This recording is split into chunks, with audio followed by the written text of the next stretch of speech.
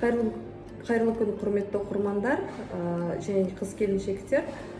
Сіздердің алдыларыңызда бүгін шығып отқан репродуктивті медицина орталығының репродуктолог дәрігері Исмагулова Василия Мухаммедказиевна.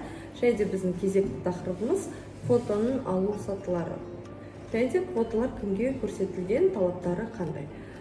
Осы эко бағдарламасына байланысты тегін медициналық көмек көрсету шеңберінде қандай қыз-келіншектер ерлі-зайыптыларға көрсетілген дейтін болсақ, ол эндокриндік, соматикалық статусы қауіпті, соның ішінде авариалдық резерві сақталған ұрпақты болу жасындағы емделушілер жіберіледі.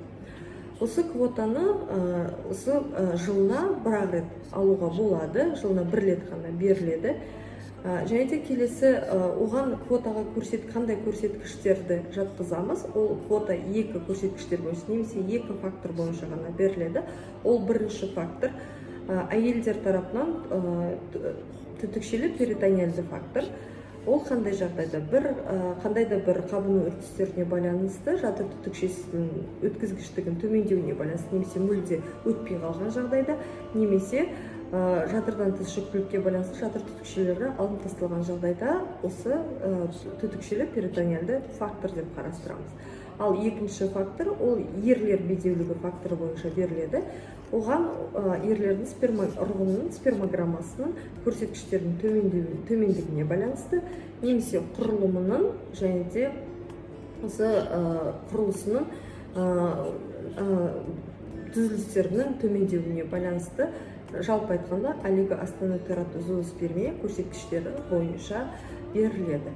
Осы квотаның алу сатылары қандай деп айтатын болсаңыздар, біз өзіміздің орталықта бұл квотаны жалпы берілу алу сатыларын 7 сатыға бөлдік. Ол бірінші саты, сіздер тұрғылықты жер бойынша әйелдер кеңесіне барып, өздеріңіздің бедеулігіңіз бойынша сіздер кезекке тұрасыздар. Және де эко бағдарламасын өту үшін біздің орталыққа жолдама аласыздар. Ол жолдама алғаннан кейін екінші саты алдын ала біздің орталыққа репродуктолог дәрігерге жазылу арқылы дәрігерлік консультацияны өтесіздер. Үшінші саты дәрігерлік консультациядан кейінгі ол біздің репродуктивті медицина орталығының дәрігерлік комиссиясын өтесіздер. Квотаға байланысты ол аптасына бір рет қана жүргізіледі. Оның шешім қабылданған жағдайда дәрігерлік комиссиясының хаттамасы беріледі. Сіздер ол хаттамасын алып, тұрғылықты жерге әйелдер консультациясына апарып бересіздер, және де өздеріңіздің квотаға алу бойынша кезектілік номерлеріңізді алып кезекке тұрасыздар. Бесінші саты әйелдер консультациясының квота берілу үшін директорды денсаулық сақтау басқармасы өзі әйелдер консультациясы өткізеді, ол комиссияға жібереді.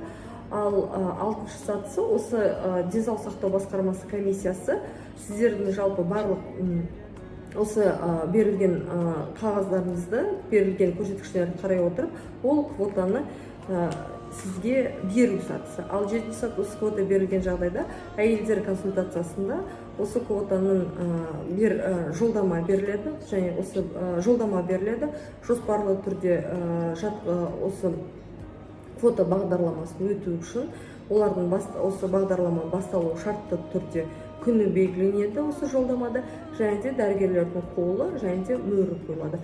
Бұл жолдаманы сіздер бізге алып келесіздер, немесе біз бұл жолдаманы осы жатқызу бюросында біздің осы портал бойынша жауапты статистик менеджерлар, репродуктивті медицина орталығы менеджерлары бақылау арқылы біз сол сіздерге квотаны берілген уақытын немесе берілгендігін біліп отырамыз.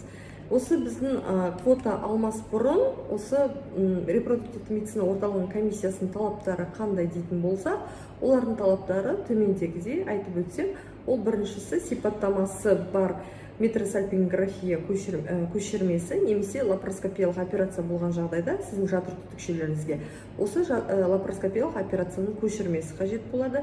Гистероскопияның көшірмесі және де АМГ көрсеткіштері қажет болады, немесе басқа да гормоналдық статустары көрсеткіштері бойынша сіздердің талдауларыңыз қажет болады. Күйеуіңіз, жолдасыңыз тарапы жағынан спермограмма, морфология, мар-тест, ерлі-зайыптылардың кариотиптері, кариотип дегеніміз 46 хромосомалардың көрсеткіштері және де ешқандай да бір ауытқу немесе ешқандай да бір қателік жоқ деген, жоққа шығарылған. Және де сіздердің репродуктолог дәрігерлердің түсірген ультрадыбыстық зерттеу, жамбас мүшелерінің ультрадыбыстық зерттеуі және де ерлі зайыптылардың жеке куәліктері болып табылады. Осы талаптары сақталған жағдайда және де көрсеткіштер бар жағдайда сіз бірде-бір осы біздің Қазақстан Республикасының эко бағдарламасын квота бойынша өтуге үміткер болып табыласыздар. Тағы да бір сұрақтарыңыз болатын болса, жекемізге жазып сұрақтарыңызды қалдырсаңыздар болады, жауап береміз. Және де әрбір біздің консультацияда, приемда сіздерге осы фото көрсетілген жағдай болатын болса, әрине біз талаптарымызды біз сізге көрсетеміз, көрсеткіштерді атап өтеміз, және де қандай талдаулар өткізу керек екенін көрсетіп отырамыз. Назарларыңызға рахмет, сау болыңыздар.